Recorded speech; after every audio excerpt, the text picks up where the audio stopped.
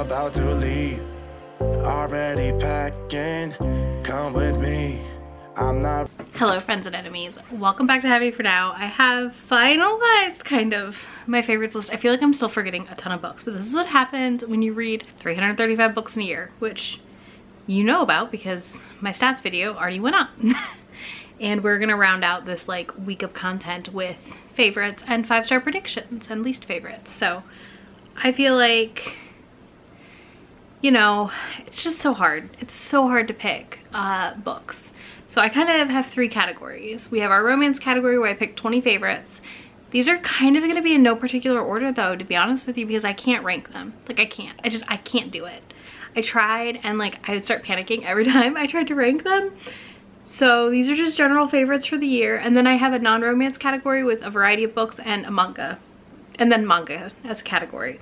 There will be timestamps in that description box down below. If you are only interested in a specific category and you want to like catch any details at the end, you'll have the outro, all that fun stuff. So be sure to check that out. And while you're down there, if you haven't subscribed already, be sure to hit that subscribe button so you can catch all of the rest of my end of year content now before the end of January. Yeah, all right, let's get to this. Whew, I am stressed about this whole like decision-making process. All right, I think this first one's probably not a big surprise to anybody who has talked to me at all this year, asked for any recs. It's Spoiler Alert by Olivia Dade, tied with 40 Love by Olivia Dade, so this cover right here. Both of these are older heroines, and this one, they're like close in age. She's 36 and he's 40. And in 40 Love, she's an older woman heroine with a younger man. But let's start off, and I'll tell you about Spoiler Alert. First of all, when this cover was released, I wanted to cry so much because we really haven't gotten a lot of plus size rep on covers in romance from the big 5, the traditional publishers. And this was just so delightful to see, and to see it done so well, and like her to have like the little butt dip and just all of that, like, y'all, it made my little plus size heart happy. And this honestly just hit a lot of my favorite things, fan fiction and kind of unknown identity in like a way that didn't feel gross / secret identity, you know, having to hide it because like he's a celebrity and you don't want like all that attention. It's just so good. And I loved the way fanfiction was handled in this because, you know, you can tell Olivia likes fanfiction and reads fanfiction. 40 Love follows a principal who goes on a vacation for 2 weeks with her friend to an island, and she starts kind of having a thing with this tennis instructor who's a former tennis star. And it was just so fun to read about a older woman dating a man who was like in his late 20s and how that worked and why they worked together and their like similar goals in life, and just a very nice change up from the usual reverse situation that we get in romance books where it's an older man and a younger woman. And you know, I loved, again, the body representation here was phenomenal. The love of oneself despite their size in both of these books for me really spoke to me, and then still having moments of self-criticalness and doubt along with the reflection of honestly how the world treats bigger bodies in these books was just, it was everything. I loved both of these books so much, and they brought me, I mean all of these books brought me immense joy in 2020, which is what we needed. Next we have a beloved booktube favorite, Long Shot by Kennedy Ryan. I finally read this year, and I needed to read it the year before actually, and I just was not in the mental headspace in 2019 to read this book because this book has content warnings for rape by a partner, which is not the hero, murder, and abuse and manipulation. It's kind of got it all in a really intense way. And this follows basically 2 people who meet, and then it turns out that she's dating his like rival teammate, like a rival on the other team, so they can't be together. They kind of keep in contact in a weird way, like at events and stuff, and see each other, and then slowly, like, it's a very slow build, slow burn, but we slowly get to watch them fall in love. This is Iris and, what is his name? Iris and August. So you kind of slowly watch them fall in love and him find a way to help her out of this really bad situation. And there's this time in which she goes to heal, and it just, I sobbed. And I've talked about it before, I don't cry in a lot of books, but this one really, really, really, really, really made me cry a whole freaking lot. So if you want to feel some emotions, this is the one for you. And yeah, I can't recommend it enough. It's definitely well deserved of the hype and of its book awards it's gotten. Next, we have my favorite Beverly Jenkins I read this year, which is Destiny's Captive. It's book 3 in the Destiny's series, and this one, I loved it because she's a pirate, let's be honest. She was a take no shit, stole a ship situation pirate, and as always, Beverly Jenkins delivers very strong heroines that I just can't help but fall in love with. Noah was fine, but Pilar she gave me life. Also, I just love this cover because it's like a clinch, but not like the guy in the back. It's like her in the back, and it's everything. If you want a lady pirate and you haven't read Destiny's Captive, you need to fix that. Okay, so I read a variety of books by this author this year, and I'm just gonna throw up some covers while I talk about it. But Christina C Jones writes incredibly engaging families, friend groups, and dynamics within all of her stories, and I really enjoyed that this year, especially in a year in which we weren't really able to go out and see our friends or do anything with our friends, so like beyond the internet. And being able to read about friend groups that were strong and had lasted a long time or were, you know, overcoming various things together was just refreshing. And I really, really just love Christina's writing. I'm constantly giggling when I read her books, and I wouldn't say I laugh out loud at a lot of books, but her books usually always make me laugh out loud at some point, and I love every single couple she puts together and how she delivers on sometimes tropes I'm honestly not a big fan of, but I still end up loving her books. Next, we're going to talk about the Hidden Legacy series. I read the first 3 and then the first one in the second trilogy. So I read all of Nevada's books this year and the first one for Catalina, and I really refound my love for Ilona Andrews. I've always liked Ilona Andrews. She was one of my first that I read back in the day when I started reading romance. So revisiting her was like really joyful this year, especially this series that everyone was hyping up, and 100% worth the hype. This is a urban fantasy with a slow burn romance over 3 books for the first couple, which is his name Max? I don't remember his name, y'all. Oh well, anyways, it follows their relationship over the first 3 books in this world that has like magic in it, and people bill it as, I don't agree with actually, it's like adult Hogwartsy, but it's not actually, in my opinion. I think it's more like a Mad Max-esque magical world where like there's a lot of chaos. There's these houses that have held power for a long time, and then like how that power works. This has a lot to do with family dynamics as well. We get to see Nevada battle it out with a really crappy relative, and what does that look like? What does that mean when somebody in your family has a bad past and you have to reckon with that? And I just think there's a lot happening in these books that is de-freaking delightful, y'all. Delightful. I still need to read Emerald Blaze, I know. But the reason I haven't read it yet is I don't want to wait till next year for the next book. Like, I'm not ready. I can't. Like, I need to, I don't know when I'm gonna read it, because I literally, like, the idea of having to wait till next spring or fall is too much. Okay. Next, we have Dirty Kisses by Kenya Wright, who honestly came to my radar from Stephanie over at Steph's Romance Book Talk. She was talking about her, and somebody else mentioned like books to read after 365, D&I, and I know Steph dove right into them, and I was like, I want to read these. And I've only read the first one, but I know that I've gotten some other people to read these, and they've actually read further in the series than I have at this point. And I just really loved the commitment in these books to like, this is a mafia book and these are not good people, but you're still gonna cheer for them and you're still gonna want them to fall in love. And that is exactly what happened when I read Dirty Kisses. I cannot wait to continue reading this series on the whole. Like, it was so good, and it's gonna be such a great series to wrap up, catch up on in 2021 for me.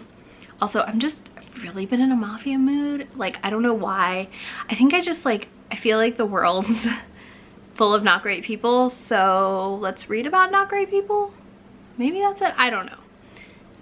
I really can't recommend this enough, especially though, like I said, if you want to read a very twisted mafia book. Content warning for like gore and murder and dead bodies and blood. It's got it all. Like, this does not hold back the punches. And then we of course have to talk about the Green Creek series by TJ Klune, which I still have to read Brother Song in 2021 because I just knew I didn't want to end the year on that book.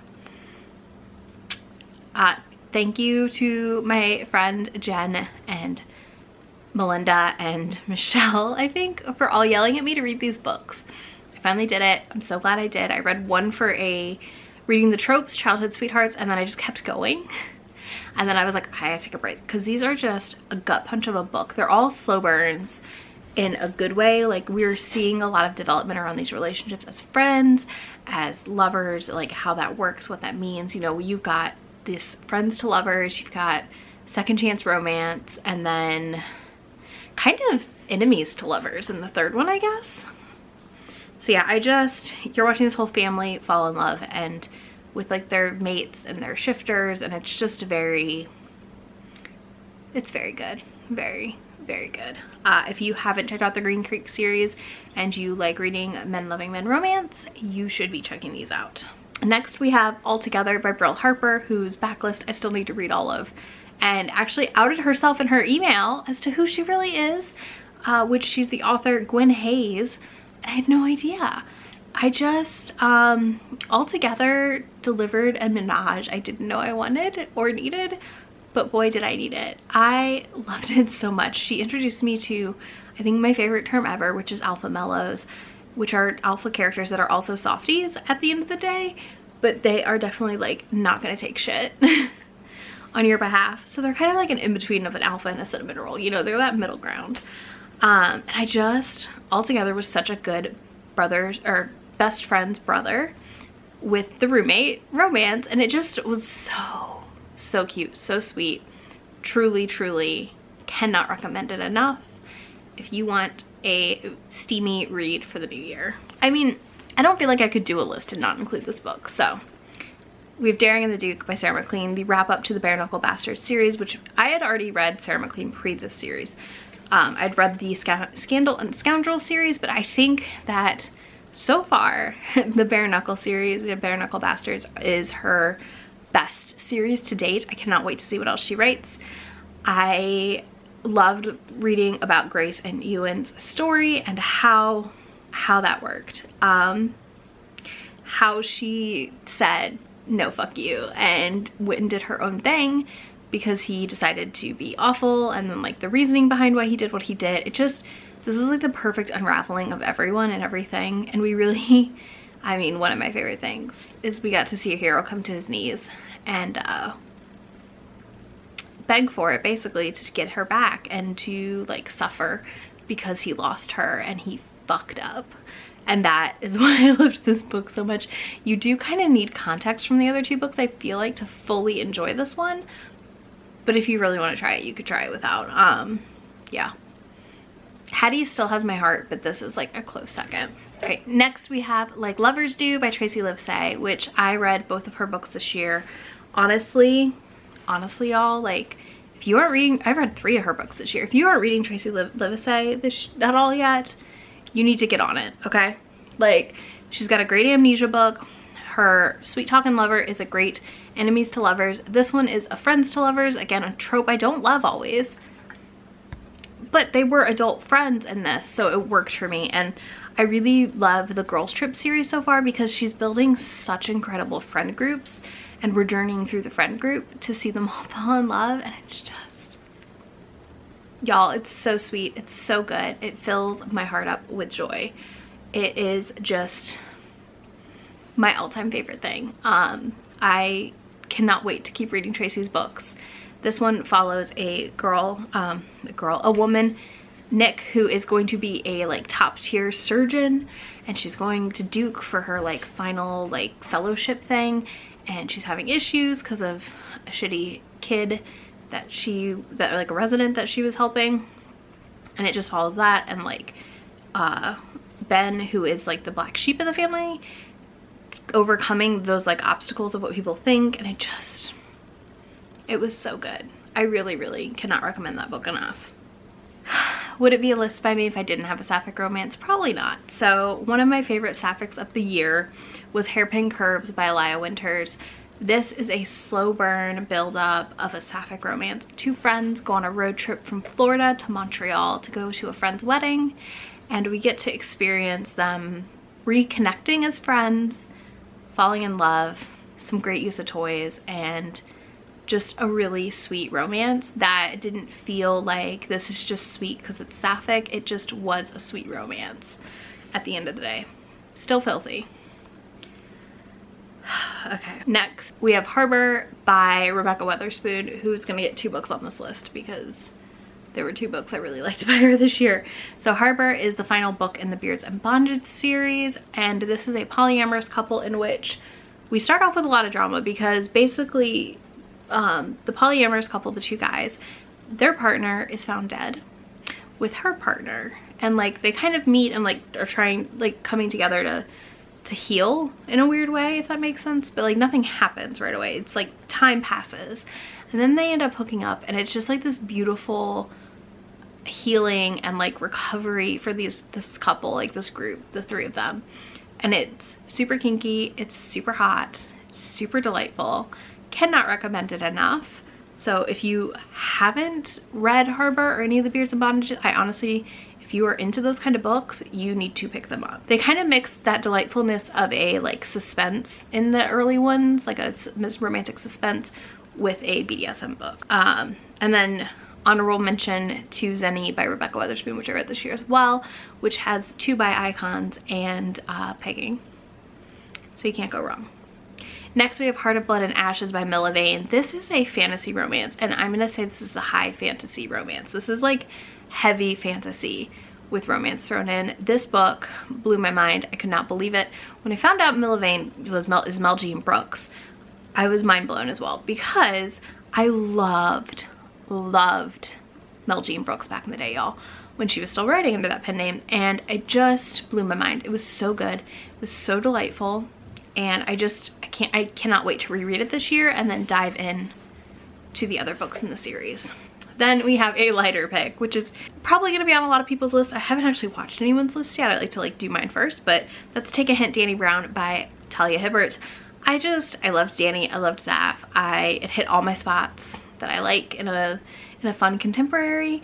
And if you haven't read the Brown sisters yet, I think you really can't go wrong picking them up. And then next, for a bonkers one, we have Queen Takes Knights by Jolie Supercar. I had to include this because honestly this busted a slump for me big time, and it was such a wild read. This follows a vampire queen who doesn't know she's one, and she doesn't know anything about her history, and these 2 guys find her and they realize she's a vampire queen, which means like her blood feeds like a whole coven sort of situation, gives them power, and it's basically non-stop vampire sex, and definitely content warning for blood and biting and all those things because it's heavy on that. And then in book 2 at one point I lost count of who was where because of too many limbs.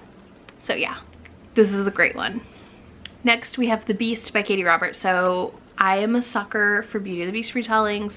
I continue to try them even though I continue to get burned by them and that's okay, but this one really delivered for me because it was Beast, Gaton, and Belle having what's ends up being a throuple, and I just think that this one was like perfection. I don't feel like Katie Robert is a bad writer in any capacity, but I did feel like this one just hit all the points I wanted out of the Wicked Villains series, and I'm so excited to finish that series this year. But yeah, it was so delightful, y'all. Oh my gosh, it was so good. You could probably read The Beast out of order, but I would recommend reading the whole series in order, or at least starting at book 2. But yeah, I just really loved The Beast. Next on this list is Strange Love by Anne Aguirre. This is like for my Mass Effect loving heart. This was the weirdest alien romance I read this year, and I loved it. I know not everybody loves it, but I really appreciate it. I think I appreciated it so much because it reminded me of Garrus for the love interest from Mass Effect. In this book, the love interest reminded me of him, and I just think it was just really interesting because it didn't just like give you human men that were 7 feet tall with ribs everywhere, like that were ribbed for your pleasure everywhere, like, or have velvety skin, except like this was like a really thought out alien situation. And I'm not saying the other ones aren't thought out, but you know what I mean when I say like this is like super thought out, very different. And I appreciated that. I felt like I brought sci-fi to romance in a way that I don't see often. And I just really loved the execution of this and like the games, the competition that has to be done to get your mate. It was wild. Also, there's a talking dog, so of course I loved it. Next, I have The Widow of Rose House by Diana Billard. This kind of started my love of gothic horror this year and my interest in it. I really got into like horror more this year than I have ever before.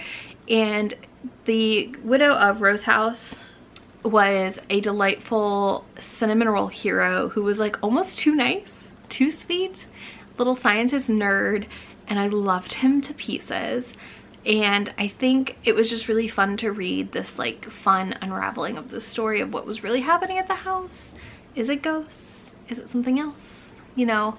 And I just felt like, you know, it was fun to read a hero who wanted to do everything he could for her to make things better and didn't care that she was a widow or any of the other things. Next, we have Worst Best Man by Mia Sosa, which is a book I honestly wasn't sure I would love. But then I listened to it on audio and I loved it. This book delivered on the rom-com title for me because it was full of funny moments that made me laugh. It also had some angst, but it wasn't overdone. I really enjoyed the culture shared in it around our main character, and the whole premise is like bonkers off the wall, right? Like she gets left at the altar by her ex and then has to partner up with her ex's brother for a project. For her to score like a mega awesome contract for her business.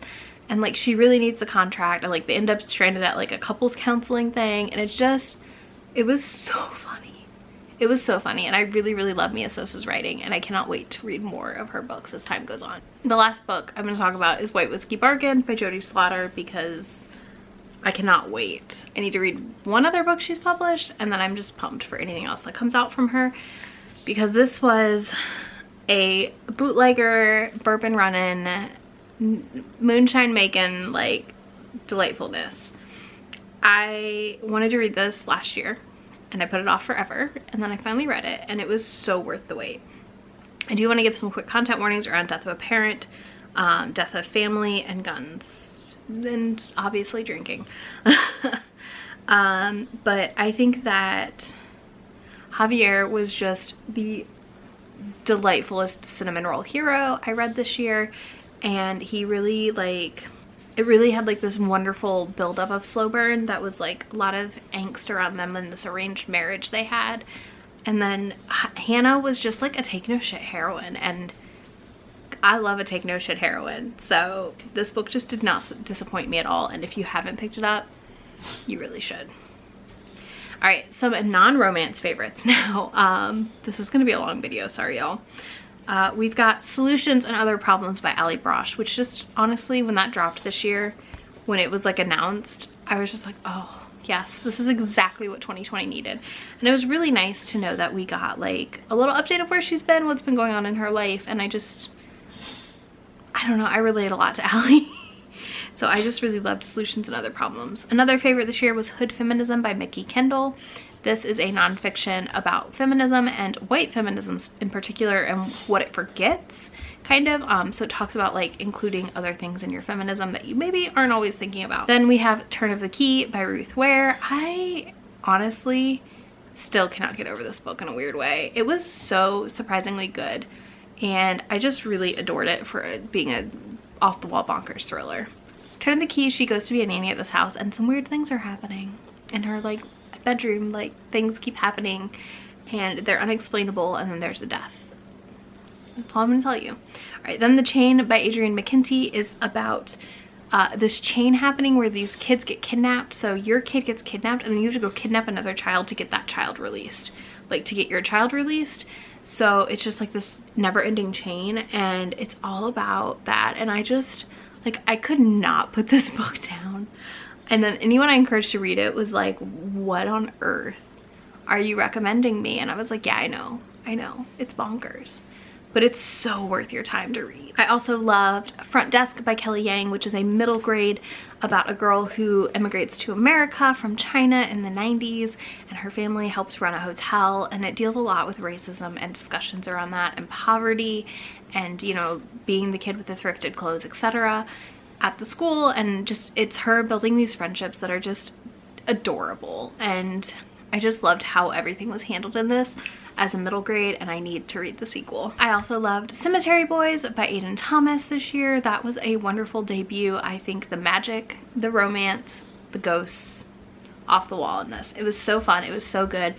It had a little bit of a rushedness to it at the end, but I still really liked it, and I'm excited for anything else Aiden Thomas puts out. And then another one is You Should See Me in a Crown by Leah Johnson, which is a sapphic high school romance around homecoming, I think, and like winning a scholarship so she can afford to go to college at like this school she really wants to go to, and her falling in love with this new girl in town, and it just was very sweet and cute.